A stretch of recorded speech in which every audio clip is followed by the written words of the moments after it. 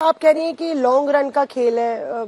जो विपक्षी दल है वो कहते हैं कि कांग्रेस, आप कहते हैं कि गेम चेंजर होगी, कांग्रेस के बगैर सरकार नहीं बनेगी, पर बाकी दल कहते हैं जैसे समाजवादी पार्टी में अखिलेश यादव ही कहते हैं 0-0-0-0 शून्य होगा कांग्रेस का।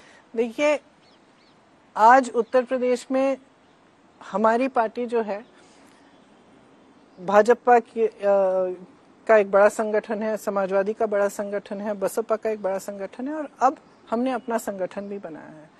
ये जाहिर है कि जहां हम हैं वहां से हमें बहुत संघर्ष करना पड़ेगा।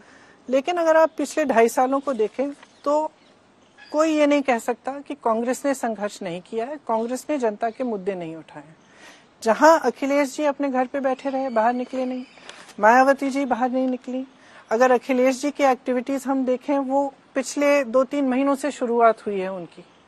जब कोविड हुआ बाहर नहीं आए, जब तमाम इश्यूज उठे, उन्नाव में जो अत्याचार हुआ था, उसके बाद जो सोनभद्र में जो हुआ, ये सब इश्यूज कांग्रेस पार्टी ने उठाए।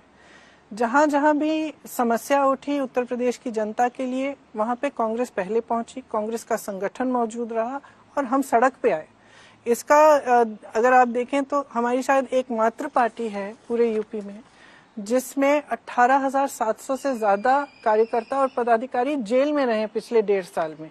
3 दिन से 3 महीने तक जेल में रहे। इसमें मैं भी हिरासत में रही हूँ कई बार। तो मुद्दे हम उठा रहे हैं, इश्यूज के लिए हम लड़ रहे हैं और हम विश्वास करते हैं कि जो हम कह रहे हैं वो उत्तर प्रदेश की जनता के लिए महत्वपूर्ण है। क्या कह रहे हैं?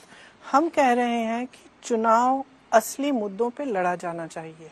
मैं जब जाती हूँ, लोगों से मिलती हूँ, मैं क्या कहती हूँ? मैं ये कहती हूँ कि देखिए, आप अगर नेता हैं, मौसमी आप नेता हो, आपको मालूम है कि आप चुनाव लड़ेंगी, जीत जाएंगी। 5 साल बाद आपको मालूम है कि धर्म के आधार पर या जाति के आधार पर आपको वोट मिलना ही मिलना है।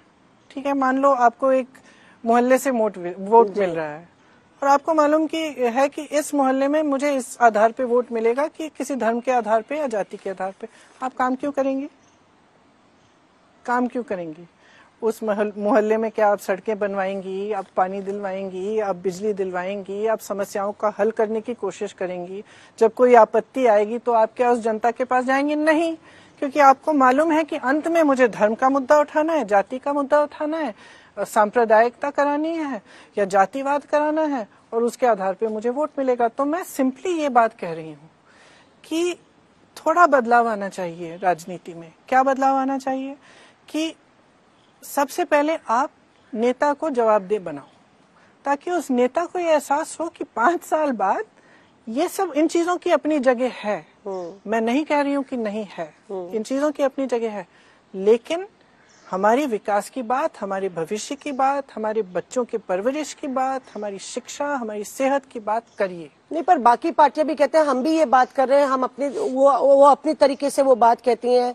ये कहा जा रहा है कि आप भीड़ इसलिए आ रही है, लड़की हूँ, लड़ सकती हूँ, कैंपेन की आप बात कर रही हैं, तो आप भी तो वही बात कर रही हैं। आप कह रहे हैं सिलेंडर की राजनीति से ऊपर उठना चाहिए, तो क्या स्कूटी की राजनीति से भी तो ऊपर उठना चाहिए?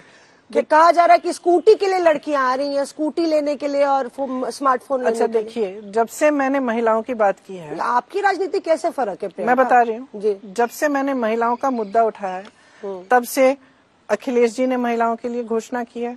मोदी जी ने शायद अपने राजनीतिक करियर में पहली बार एक महिला का सम्मेलन किया। आप मुझे आज सुबह बता रही थी कि बसपा एक महिला सम्मेलन करने जा रही है। आरएलडी ने महिला के लिए घोषणा की। भाजपा ने ये घोषणा कर दी कि कुछ शायद तोहफे दे रहे हैं, मोबाइल फोन दे रहे हैं, जो भी कर रहे हैं। तो मैंने क्या किया है? मैंने कहा है, देखिए महिलाएं, आप इस देश की 50% आबादी हैं, आपका हक है, आपको हक वो कौन आ रहा है जी? हाँ, माफ करिए जी। आपका हक आपको संविधान ने दिया है जी। तो आप एक ऐसा माहौल बनाइए जिसके जरिए आपको नकारा नहीं जा